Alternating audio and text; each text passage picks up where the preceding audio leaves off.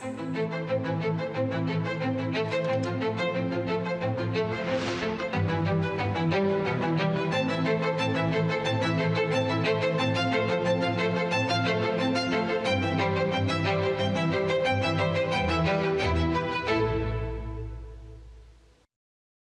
நாட்டு மக்களே, வணக்கம். மனதின் குரல் நிகழ்ச்சிக்கு உங்கள் அனைவரையும் வரவேற்கிறேன். தற்போது நாடு முழுவதும் பண்டிகை கொண்டாட்டங்கள் களை கட்டியுள்ளன. நாம் அனைவரும் சில நாட்களுக்கு முன் தீபாவளியை கொண்டாடினோம். பெருமளவிலான மக்கள் சத்பூஜையில் ஈடுபட்டுள்ளனர். வீடுகளில் தேகுவா தயாரிக்கப்படுகிறது. ஆற்றங்கரைகள் யாவும் அலங்கரிக்கப்பட்ட சந்தைகள் விழாக்கோலம் பூண்டுள்ளன. எங்கும் பக்தி, உறவுமுறை மற்றும் பாரம்பரியத்தின் சங்கமத்தை காண முடிகிறது. சத்விரதம் மேற்கொள்ளும் பெண்கள் எத்தகைய அர்ப்பணிப்பு மற்றும் சிரத்தையுடன் இந்த பண்டிகைக்கு தயாராகிறார்களோ அதுவே ஊக்கமளிப்பதாக இருக்கிறது. சத் மகாபர்வம் என்பது கலாச்சாரம், இயற்கை மற்றும் சமூகத்திற்கு இடையேயான ஆழமான ஒற்றுமையின் பிரதிபலிப்பாகும். சத் ஆற்றங்கரைகளில் அனைத்து தரப்பு மக்களும் ஒற்றுமையாக ஒன்று கூடுகிறார்கள். இந்த காட்சி இந்தியாவின் சமூக ஒற்றுமைக்கு மிகச்சிறந்த உதாரணமாக திகழ்கிறது. நீங்கள் நாட்டின் அல்லது உலகின் எந்த மூலையில் இருந்தாலும் வாய்ப்பு கிடைத்தால் சத் பூஜையில் தவறாமல் பங்கேறுங்கள். இத்தகைய தனித்துவமான அனுபவத்தை நீங்கள் அனுபவிக்க வேண்டும். சத் அன்னையை வணங்குகிறேன். அனைத்து மக்களுக்கும், குறிப்பாக பீகார், ஜார்க்கண்ட் மற்றும் பூர்வாஞ்சல் பகுதி மக்களுக்கும் சத் பூஜைக்கான வாழ்த்துக்களை தெரிவித்துக் கொள்கிறேன். நண்பர்களே, இந்த பண்டிகை காலத்தில் நான் உங்கள் அனைவருக்கும் ஒரு கடிதம் எழுதி என் உணர்வுகளை பகிர்ந்து கொண்டேன். அந்த கடிதத்தில் நாட்டின் சாதனைகளை பற்றி நான் குறிப்பிட்டிருந்தேன். அந்த சாதனைகளால் இம்முறை பண்டிகை முன்பை விட சிறப்பாக களை கட்டியுள்ளது. என் கடிதத்திற்கு பதிலளிக்கும் வகையில் பல குடிமக்கள் எனக்கு செய்திகளை அனுப்பியுள்ளனர். உண்மையாகவே ஆபரேஷன் சிந்தூர் ஒவ்வொரு இந்தியரையும் பெருமையில் ஆழ்த்தியுள்ளது. ஒரு காலத்தில் மாவோயிச பயங்கரவாதத்தின் இருள் சூழ்ந்திருந்த பகுதிகளில் கூட இம்முறை மகிழ்ச்சி தீபங்கள் ஏற்றப்பட்டன. தங்கள் குழந்தைகளின் எதிர்காலத்தை கேள்விக்குறி ஆக்கிய அந்த மாவோயிச பயங்கரவாதத்தை மக்கள் வேரோடு அழிக்க விரும்புகிறார்கள். ஜிஎஸ்டி சேமிப்பு விழா குறித்தும் மக்களிடையே மிகுந்த உற்சாகம் காணப்படுகிறது. இம்முறை பண்டிகையின் போது மற்றும் ஒரு மகிழ்ச்சியான விஷயமும் காணப்பட்டது. சந்தைகளில் உள்நாட்டு பொருட்களின் விற்பனை பெருமளவில் அதிகரித்துள்ளது. மக்கள் எனக்கு அனுப்பியுள்ள செய்திகளில் இந்த முறை அவர்கள் என்னென்ன உள்நாட்டு பொருட்களை வாங்கியுள்ளனர் என்பதை குறிப்பிட்டுள்ளனர். நண்பர்களே, என் கடிதத்தில் சமையல் எண்ணெய் பயன்பாட்டை 10% குறைக்குமாறும் கேட்டிருந்தேன். இதற்கும் மக்கள் சிறந்த வரவேற்பை அளித்துள்ளனர். நண்பர்களே, தூய்மை மற்றும் தூய்மையை பேணி காக்கும் முயற்சிகள் குறித்தும் எனக்கு ஏராளமான செய்திகள் வந்துள்ளன. நாட்டின் பல்வேறு நகரங்களில் இருந்து மிகவும் ஊக்கமளிக்கும் சில நிகழ்வுகளை உங்களுடன் பகிர்ந்து கொள்ள விரும்புகிறேன். சத்தீஸ்கரின் அம்பிகாபூரில் பிளாஸ்டிக் கழிவுகளை அகற்ற தனித்துவமான முயற்சி மேற்கொள்ளப்பட்டுள்ளது. அம்பிகாபூரில் குப்பை உணவகங்கள் நடத்தப்படுகின்றன. அவை பிளாஸ்டிக் கழிவுகளை கொண்டு சென்றால் வயிறார உணவு வழங்கும் உணவகங்கள் ஆகும். ஒருவர் 1 கிலோ பிளாஸ்டிக் கொண்டு சென்றால் அவருக்கு மதிய உணவு அல்லது இரவு உணவு வழங்கப்படுகிறது. 1/2 கிலோ பிளாஸ்டிக் கொண்டு சென்றால் காலை உணவு கொடுக்கப்படுகிறது. இந்த உணவகங்களை அம்பிகாபூர் மாநகராட்சி நடத்துகிறது. நண்பர்களே, இது போன்ற ஒரு சாதனையை பெங்களூரை சேர்ந்த பொறியாளர் திரு கபில் சர்மா செய்துள்ளார். பெங்களூரு ஏரிகளின் நகரம் என்று அழைக்கப்படுகிறது. திருகபில் இங்கு ஏரிகளுக்கு புத்துயிரளிக்கும் இயக்கத்தை தொடங்கியுள்ளார். அவரின் குழு பெங்களூரு மற்றும் அதைச் சுற்றியுள்ள பகுதிகளில் 40 கிணறுகளையும் 6 ஏரிகளையும் மீட்டமைத்துள்ளனர். இதன் சிறப்பம்சம் என்னவென்றால், அவர் தனது இந்த இயக்கத்தில் பெருநிறுவனங்களையும் உள்ளூர் மக்களையும் இணைத்துக் கொண்டுள்ளார். அவரது அமைப்பு மரம் நடும் இயக்கத்திலும் ஈடுபட்டுள்ளது. அம்பிகாபூர் மற்றும் பெங்களூருவின் இந்த ஊக்கமளிக்கும் உதாரணங்கள் மனதில் உறுதி இருந்தால் மாற்றம் வந்தே தீரும் என்பதை உணர்த்துகின்றன. நண்பர்களே, மாற்றத்திற்கான மற்றொரு முயற்சி குறித்த உதாரணத்தை நான் உங்களுடன் பகிர்ந்து கொள்ள விரும்புகிறேன்.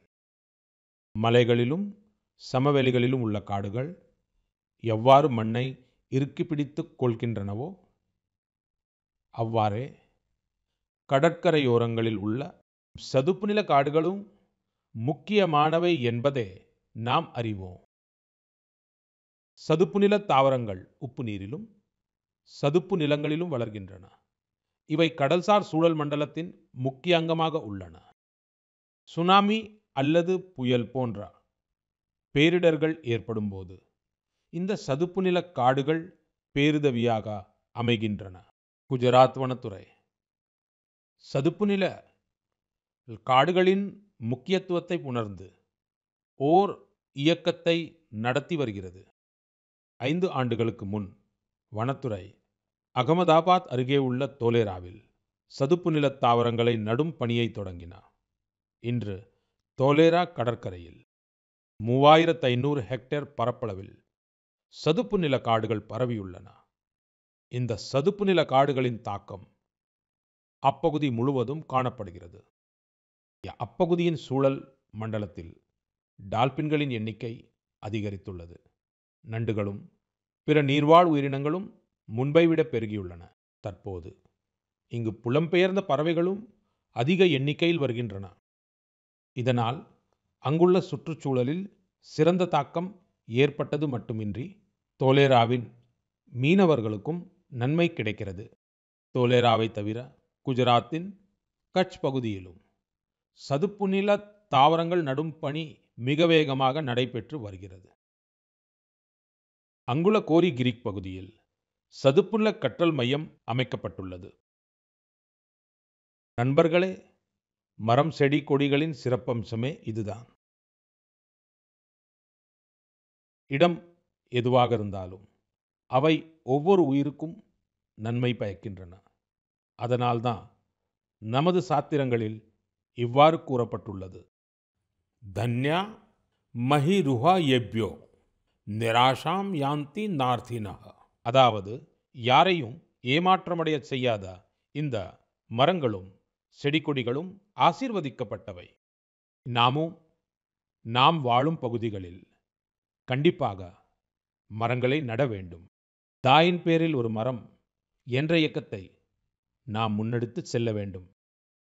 எனதருமை நாட்டு மக்களே, மனதின் குரல் நிகழ்ச்சியில் நாம் விவாதிக்கும் விஷயங்களில் எனக்கு மன நிறைவை அளிப்பது எதுவாக இருக்கும் என்று உங்களுக்கு தெரியுமா? அதாவது, மனதின் குரல் நிகழ்ச்சியில் நாம் விவாதிக்கும் விஷயங்களில் மன நிறைவு அளிப்பது, சமூகத்திற்காக சிறந்த புதுமையான செயல்களை செய்ய மக்களுக்கு தூண்டுகோலாக அமையும் விஷயங்கள்தான்.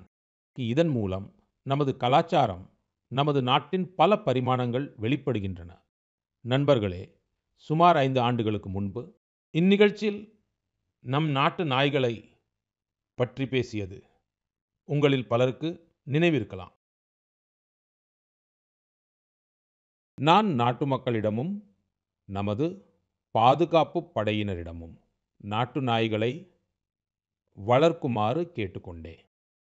ஏனெனில் அவை நமது சூழலுக்கும் சூழ்நிலைகளுக்கும் ஏற்ப எளிதில் தங்களை மாற்றிக்கொள்ளும் நமது பாதுகாப்பு முகமைகள் இது குறித்து பாராட்டத்தக்க முயற்சிகளை மேற்கொண்டுள்ளன என்பதை தெரிவிப்பதில் நான் மகிழ்ச்சியடைகிறேன். பிஎஸ்எஃப் மற்றும் சிஆர்பிஎஃப் தங்கள் படைகளில் நாட்டு நாய்களின் எண்ணிக்கையை அதிகரித்துள்ளன. நாய்களுக்கு பயிற்சி அளிக்கும் பிஎஸ்எஃப் உடைய தேசிய பயிற்சி மையம் குவாலியரின் தேகன்பூரில் அமைந்துள்ளது. உத்தரப்பிரதேசத்தின் ராம்பூர் ஹவுண்ட், கர்நாடகா மற்றும் மகாராஷ்டிராவின் முதோல்வுண்ட் ஆகியவற்றின் மீது சிறப்பு கவனம் செலுத்தப்படுகிறது. இந்த மையத்தில் பயிற்சியாளர்கள் தொழில்நுட்பத்தின் உதவியுடன் நாய்களுக்கு சிறந்த முறையில் பயிற்சி அளிக்கின்றனர். நாட்டு நாய்களின் தனித்துவமான திறன்களை வெளிக்கொணரும் வகையில் பயிற்சி கையேடுகள் மீண்டும் எழுதப்பட்டுள்ளன. பெங்களூரில் உள்ள சிஆர்பிஎஃப் உடைய நாய் வளர்ப்பு மற்றும் பயிற்சி பள்ளியில் மாங்க்ரெல்ஸ் முதோல் ஹவுண்ட், கோம்பை மற்றும் பாண்டிகோனா போன்ற இந்திய நாட்டு நாய் இனங்களுக்கு பயிற்சி அளிக்கப்படுகிறது. நண்பர்களே, கடந்த ஆண்டு லக்னோவில் அகில இந்திய காவல் பணி சந்திப்பு நடைபெற்றது. அதில் ரியா என்ற நாய் மக்களின் கவனத்தை தன் பக்கம் ஈர்த்தது. இது பிஎஸ்எஃப் ஆல் பயிற்சி அளிக்கப்பட்ட ஒரு முதோல் ஹவுண்ட். ரியா பல வெளிநாட்டு இன நாய்களை பிந்தள்ளி முதல் பரிசை வென்றது. பிஎஸ்எஃப் தங்கள் நாய்களுக்கு வெளிநாட்டு பெயர்களுக்கு பதில் இந்திய பெயர்களை சூட்டும் பாரம்பரியத்தை தொடங்கியுள்ளது. நமது நாட்டு நாய்கள் அபாரமான வீரத்தையும் வெளிப்படுத்தியுள்ளன. கடந்த ஆண்டு ரோந்து பணியில் சத்தீஸ்கரின் மாவோயிசத்தால் பாதிக்கப்பட்ட பகுதியில் சிஆர்பிஎஃப்பின் ஒரு நாட்டு நாய் 8 கிலோ வெடிபொருளை கண்டுபிடித்தது. பிஎஸ்எஃப் மற்றும் சிஆர்பிஎஃப் மேற்கொண்டுள்ள இந்த முயற்சிகளுக்காக நான் அவர்களை பாராட்டுகிறேன். நான் அக்டோபர் 31க்காகவும் காத்திருக்கிறேன். அது இரும்பு மனிதர் சர்தார் பட்டேலின் பிறந்த நாள். அதற்காக ஒவ்வொரு ஆண்டும் குஜராத்தின் ஏக்தா நகரில் உள்ள ஒற்றுமை சிலைக்கு அருகே சிறப்பு விழாக்கள் ஏற்பாடு செய்யப்படுகின்றன. இங்குதான் ஒற்றுமை தின அணிவகுப்பும் நடைபெறுகிறது. இந்த அணிவகுப்பில் மீண்டும் இந்திய நாய்களின் திறமை வெளிப்படுத்தப்படும். நீங்கள் அதை பார்க்கும் வாய்ப்பை உறுதியாக பயன்படுத்த வேண்டும். மக்களே, சர்தார் பட்டேல் அவர்களின் 150வது பிறந்த நாள் மொத்த நாட்டிற்கும் மிகவும் சிறப்பான ஒரு தருணமாகும். சர்தார் பட்டேல் நவீன காலத்தில் தேசத்தின் முக்கிய நபர்களில் ஒருவராக திகழ்ந்தார். அவருக்கு மகத்தான குணங்கள் ஒருங்கே அமைந்திருந்தன. அவர் மிகவும் திறமையான மாணவராக இருந்தார். இந்தியாவிலும் பிரிட்டனிலும் படிப்பில் சிறந்து விளங்கினார். அவர் தனது காலத்தின் வெற்றிகரமான வழக்கறிஞர்களில் ஒருவர்.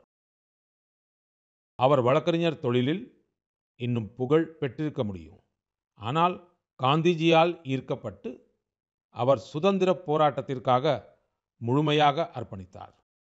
கேடா சத்தியாகிரகம் முதல் போர்ச்சத் சத்தியாகிரகம் வரை பல இயக்கங்களில் அவரது பங்களிப்பு இன்றும் நினைவு கூறப்படுகிறது. அகமதாபாத் நகராட்சி தலைவராக அவரது பதவிக்காலம் வரலாற்று சிறப்புமிக்கதாக இருந்தது. சுகாதாரம் மற்றும் நல்லாட்சிக்கு அதிக முன்னுரிமை அளித்தார். துணை பிரதமர் மற்றும் உள்துறை அமைச்சராக அவர் ஆற்றிய சேவைக்காக நாம் அவருக்கு என்றென்றும் கடமைப்பட்டிருப்போம். நண்பர்களே, சர்தார் பட்டேல் இந்தியாவின் அதிகாரத்துவ கட்டமைப்பிற்கு வலுவான அடித்தளத்தையும் அமைத்தார். நாட்டின் ஒற்றுமை மற்றும் ஒருமைப்பாட்டிற்காக இணையற்ற முயற்சிகளை மேற்கொண்டார். உங்கள் அனைவரிடமும் கேட்டுக்கொள்வது என்னவென்றால், அக்டோபர் 31ஆம் தேதி சர்தார் சாஹிப்பின் பிறந்த நாளன்று நாடெங்கும் நடைபெறும் ஒற்றுமைக்கான ஓட்டத்தில் நீங்களும் பங்கேற்க வேண்டும். தனியாக அல்ல, அனைவரையும் உடன் அழைத்து பங்கேற்க வேண்டும். இளைஞர்களின் உணர்வை தூண்டும் சிறந்த ஓட்டம் வாய்ப்பாக இந்த ஒட்டமைய வேண்டும். இது சமூக ஒற்றுமையை மேலும் மேம்படுத்தும். இந்தியாவை ஒற்றுமை எனும் நூலில் கோர்த்த அந்த மாமனிதருக்கு நாம் செலுத்தும் உண்மையான அஞ்சலி இதுவாகும். மக்களே, தேநீருடன் எனக்குள்ள தொடர்பு உங்களுக்கு தெரியும். ஆனால் இன்று மனதின் குரலில் ஏன் காஃபியை பற்றி பேசக்கூடாது என்று நினைத்தேன். உங்களுக்கு நினைவிருக்கலாம், கடந்த ஆண்டு மனதின் குரலில் அரக்கு காஃபி பற்றி பேசியிருந்தோம். சமீபத்தில் ஒடிசாவை சேர்ந்த பலர் கோராஃபுட் காஃபி குறித்த தங்கள் உணர்வுகளை என்னுடன் பகிர்ந்து கொண்டனர். மனதின் குரல் நிகழ்ச்சியில் கோராஃபுட் காஃபி பற்றி பேச வேண்டும் என்று அவர்கள் எனக்கு கடிதம் எழுதியிருந்தார்கள். ஆ, கோராஃபுட் காஃபியின் சுவை மிக நன்றாக இருக்கும் என்று கூறியிருந்தனர். சுவை மட்டுமல்ல, காஃபி சாகுபடியும் மக்களுக்கு பயனளித்து வருகிறது. கோராஃபுட்டில் சிலர் மிகுந்த ஆர்வத்தினால் காஃபி சாகுபடி செய்து வருகிறார்கள். அவர்கள் பெருநிறுவனங்களில் நல்ல வேலையில் இருந்தவர்கள். ஆனால் அவர்கள் காஃபியை விரும்புவதால் இந்த துறைக்கு வந்து இப்போது வெற்றிகரமாக செயல்பட்டு வருகிறார்கள். காஃபியால் தங்கள் வாழ்வில் இனிமையான மாற்றத்தை கண்ட பல பெண்களும் இருக்கிறார்கள். காஃபியின் மூலம் மரியாதையையும் செழிப்பையும் அடைந்துள்ளார்கள். இது பற்றி இவ்வாறு கூறப்படுகிறது. கோராपुट காஃபி அत्यंत சுஸ்வாது, ஏஹா ஒடிஷாரா கௌரவ். நண்பர்களே, உலகெங்கிலும் இந்தியாவின் காஃபி பிரபலமடைந்து வருகிறது. கர்நாடகாவில் உள்ள சிக்மகளூர், குடகு மற்றும் ஹாசனாகட்டும், தமிழ்நாட்டில் உள்ள பழனி சேர்வராயன், நீலகிரி மற்றும் ஆனைமலை பகுதிகளாகட்டும், கர்நாடக தமிழ்நாடு எல்லையில் உள்ள பிலிகிரி பகுதியாகட்டும், அல்லது கேரளாவில் உள்ள வயநாடு, திருவிதாங்கூர் மற்றும் மலபார் பகுதிகளாகட்டும், இந்தியாவின் காஃபியின் பன்முகத்தன்மை மிகவும் குறிப்பிடத்தக்கது. நமது வடகிழக்கு பகுதியும் காஃபி சாகுபடியில் முன்னேறி வருவதாக எனக்கு தெரிவிக்கப்பட்டுள்ளது. இதனால் உலகெங்கிலும் இந்திய காஃபியின் அடையாளம் மேலும் வலுப்பெற்று வருகிறது. அதனால்தான் காஃபியை விரும்புபவர்கள் இவ்வாறு கூறுகிறார்கள். India's coffee is coffee at its finest. It is brewed in India and loved by the world. எனதருமை நாட்டு மக்களே, இப்போது மனதின் குரல் நிகழ்ச்சியில் நம் அனைவரின் இதயங்களுக்கும் மிகவும் நெருக்கமான ஒரு விஷயத்தை பற்றி பேசுவோம். அந்த விஷயம் நமது தேசிய பாடலை பற்றியது. அதாவது இந்தியாவின் தேசிய பாடலான வந்தே மாதரம். வந்தே மாதரம், அதன் முதல் வார்த்தையே நம் இதயத்தில் உணர்ச்சி பெருக்கை ஏற்படுத்தும்.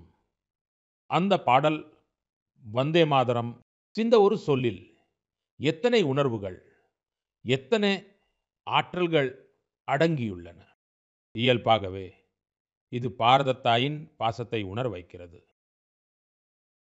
பாரதத்தாயின் பிள்ளைகளாகிய நமது கடமைகளையும் இது நமக்கு உணர்த்துகிறது. கஷ்டமான காலங்களில் வந்தே மாதரம் என்ற முழக்கம் 140 கோடி இந்தியர்களையும் ஒற்றுமை எனும் ஆற்றலால் நிரப்புகிறது. நண்பர்களே, தேசபக்தி, பாரத தாய் மீதான அன்பு, இவை வார்த்தைகளுக்கு அப்பாற்பட்ட உணர்வுகள் என்றால் வந்தே மாதரம் அந்த அருவமான உணர்வுக்கு உருவம் கொடுக்கும் ஒரு பாடலாகும். நூற்றாண்டு கால அடிமைத்தனத்தால் தளர்ந்து போயிருந்த பாரதத்திற்கு புத்துயிர் ஊட்டுவதற்காக இந்த பாடலை பங்கிம் சந்திர சட்டோபாத்யாய் அவர்கள் இயற்றினார். வந்தே மாதரம் 19ஆம் நூற்றாண்டில் எழுதப்பட்டிருந்தாலும் பாரதத்தின் பல்லாயிரம் ஆண்டுகள் பழமையான அழியாத ஆன்ம உணர்வுடன் இணைந்திருந்தது.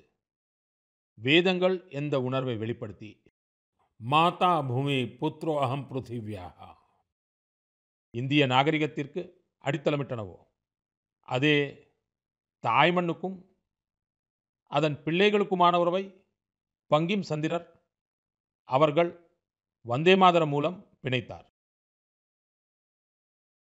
நண்பர்களே, நான் ஏன் திடீரென்று வந்தே மாதரம் பற்றி இவ்வளவு பேசுகிறேன் என்று நீங்கள் நினைக்கலாம்.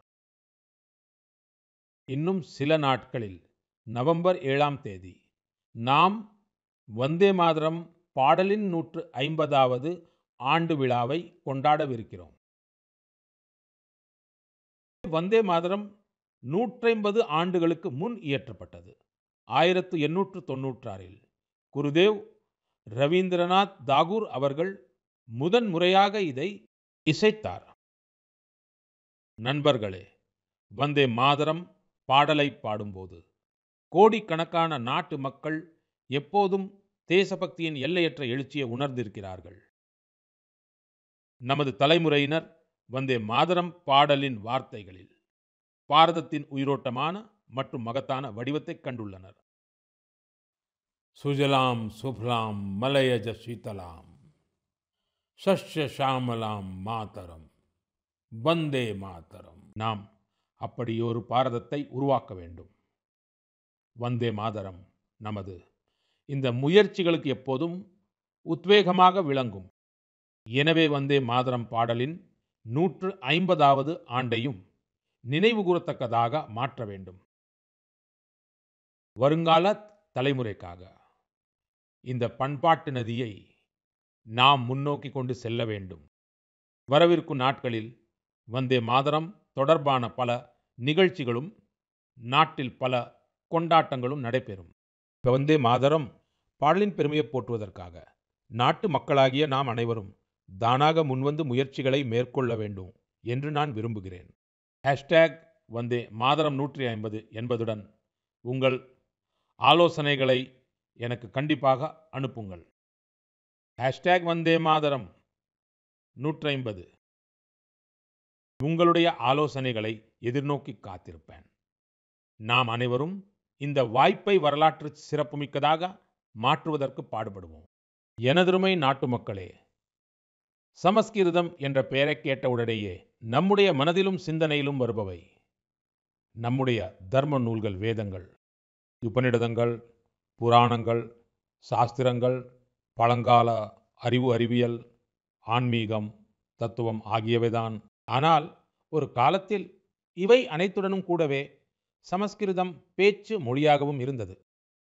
அந்த காலகட்டத்தில் கல்வி மற்றும் ஆய்வுகள் சமஸ்கிருதத்தில்தான் மேற்கொள்ளப்பட்டன. நாடகங்களும் சமஸ்கிருதத்திலேயே அரங்கேற்றப்பட்டன. அடிமைத்தனத்தின் போதும் சுதந்திரம் பெற்ற பிறகும் கூட சமஸ்கிருதம் தொடர்ச்சியாக புறக்கணிப்புக்கு உள்ளானது. இதன் காரணமாக இளைய தலைமுறையினரிடையே சமஸ்கிருதத்தின் மீதான ஈர்ப்பும் குறைந்து கொண்டே சென்றது. ஆனால் நண்பர்களே, இப்போது காலம் மாறி வருகிறது. எனவே சமஸ்கிருதத்திற்கான காலமும் மாறி வருகிறது. கலாச்சாரம் மற்றும் சமூக ஊடகம் சமஸ்கிருதத்திற்கு புத்துயிரை அளித்திருக்கிறது. இப்போது பல இளைஞர்கள் சமஸ்கிருதம் தொடர்பாக மிகவும் சுவாரஸ்யமான பணிகளை செய்து வருகிறார்கள். நீங்கள் சமூக ஊடகத்தில் பார்த்தால் பல இளைஞர்கள் சமஸ்கிருதத்திலும் சமஸ்கிருதம் குறித்தும் பேசுகின்ற பல ரீல்களை காண முடியும். பலர் சமூக ஊடகம் வழியாக சமஸ்கிருதத்தை கற்றுக் கொடுக்கிறார்கள். அப்படிப்பட்ட ஒரு இளம் கான்டென்ட் கிரியேட்டர் தான் சகோதர் யஷ் சாலுண்ட்கே. யஷின் சிறப்பு என்னவென்றால் அவர் ஒரு கான்டென்ட் கிரியேட்டர் ஆகவும் இருக்கிறார், ஒரு கிரிக்கெட் வீரராகவும் இருக்கிறார். சமஸ்கிருதத்தில் பேசிக்கொண்டே கிரிக்கெட் விளையாடும் அவருடைய ரீலை மக்கள் மிகவும் விரும்புகிறார்கள். நீங்களே கேளுங்கள். पश्यतु अहं कथं क्रीडामि। देवराज सेव्यमान पावनाङ्घ्रि पङ्कजं ज्ञानयज्ञ सूत्रमिन्दुशेखरं कृपाकरम्। प्रातः नूतनं कन्दुकं गृह्णातु।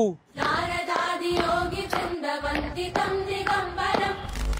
इमं कन्दुकं सावधानेन पश्य चषटकाय ताडय।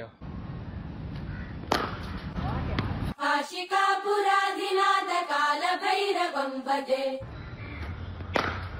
कालभैरवं भजे। நண்பர்களே, கமலா மற்றும் ஜான்வி இந்த இரண்டு சகோதரிகளின் பணியும் அற்புதமானது. இவர்கள் ஆன்மீகம், தத்துவம் மற்றும் இசை குறித்த கான்டென்ட்களை உருவாக்குகிறார்கள். இன்ஸ்டாகிராமில் சம்ஸ்கிருத சாத்ரோகம் என்ற பெயரில் மற்றொரு இளைஞரின் சேனல் இருக்கிறது. இந்த சேனலை நடத்தும் இளம் நண்பர் சமஸ்கிருதம் தொடர்பான தகவல்களை தருவதோடு மட்டுமல்லாமல் சமஸ்கிருதத்தில் நகைச்சுவை வீடியோக்களையும் உருவாக்குகிறார். இளைஞர்கள் சமஸ்கிருதத்தில் உள்ள இந்த வீடியோக்களை மிகவும் விரும்புகிறார்கள். உங்களில் பல நண்பர்கள் சமஸ்தியின் வீடியோக்களை பார்த்திருப்பீர்கள். சமஷ்டி சமஸ்கிருதத்தில் தனது பாடல்களை பல்வேறு விதங்களில் வழங்குகிறார். பாவேஷ் பீம் நாத்னி என்ற இன்னொரு இளைஞர் இருக்கிறார். பாவேஷ் சமஸ்கிருத ஸ்லோகங்கள், ஆன்மீக தத்துவம் மற்றும் கோட்பாடுகள் பற்றி பேசுகிறார். நண்பர்களே, எந்த ஒரு நாகரிகத்தின் விழுமியங்களையும் பாரம்பரியங்களையும் சுமந்து செல்பவை மொழிகள்தான். சமஸ்கிருதம் இந்த கடமை ஆயிரக்கணக்கான ஆண்டுகளாக நிறைவேற்றி வந்திருக்கிறது. இப்போது சமஸ்கிருதத்திற்காகவும் சில இளைஞர்கள் கடமை ஆற்றி வருவதை காண்பது மகிழ்ச்சி அளிக்கிறது. மக்களே, இப்போது உங்களை பின்னோக்கி அழைத்து செல்லப் போகிறேன். 20ஆம் நூற்றாண்டின் தொடக்க காலகட்டத்தை கற்பனை செய்து பாருங்கள். அப்போது சுதந்திரம் அடைவதற்கான எந்த ஒரு சாத்தியமும் இல்லை. இந்தியா முழுவதும் ஆங்கிலேயர்கள் அனைத்து எல்லைகளையும் கட்டுக்குள் வைத்திருந்தனர். அந்த காலகட்டத்தில் ஹைதராபாத்தின் தேசபக்தர்களும். அடக்குமுறை காலம் இன்னும் கொடூரமானதாக இருந்தது. அவர்கள் கொடூரமான மற்றும் இரக்கமற்ற நிஜாமின் கொடுங்கோன்மையையும் சகித்து கொள்ள வேண்டிய கட்டாயத்தில் இருந்தார்கள்.